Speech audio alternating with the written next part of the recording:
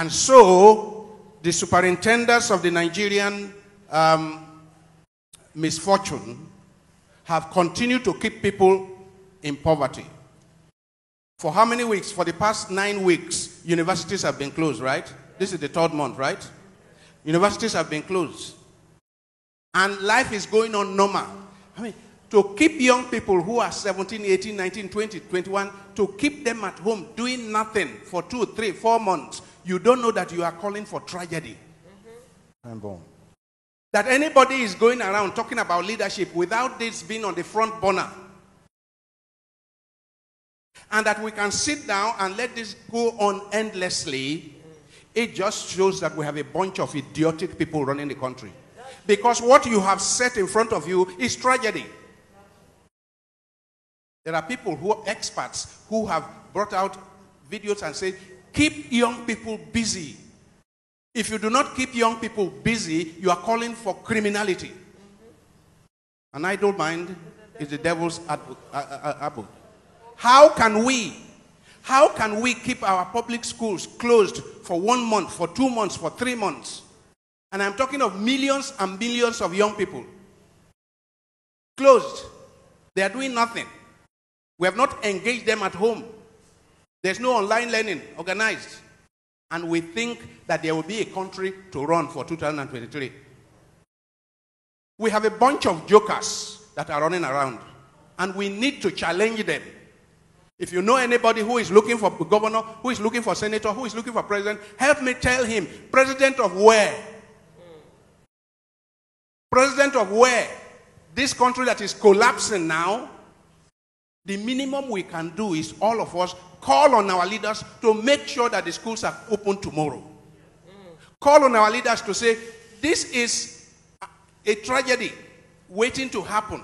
And it is already beginning to happen. See crime everywhere. We can afford to keep our schools closed.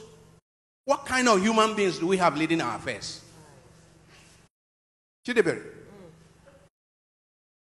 What kind? And is it really that we are helpless, completely helpless?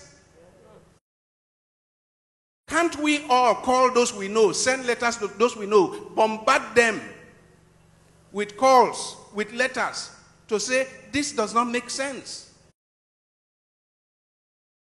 Make them uncomfortable.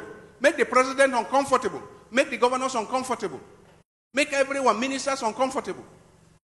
How can the Minister of Education have a sleep through the night when all the schools that he is superintending are closed?